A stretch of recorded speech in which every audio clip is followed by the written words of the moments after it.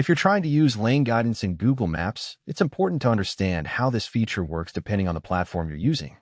Lane guidance helps drivers know which lane to stay in before approaching exits, intersections, or highway merges. To begin, open Google Maps in your browser and search for your destination. Once it appears, click Directions and enter your starting point.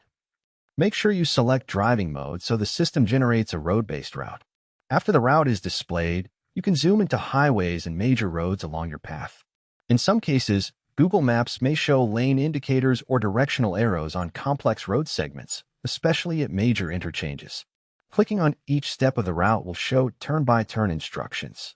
This helps you understand upcoming exits, merges, and turns more clearly, even if full lane guidance visuals are not shown.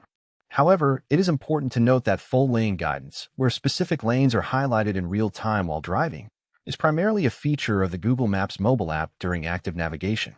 On the web version, lane guidance is limited to route previews and step-by-step directions.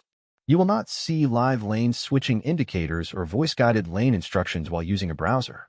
For a better understanding of lane usage before driving, you can zoom in on key intersections and study the road layout in satellite view. This can help you visually identify how lanes split or merge along your route.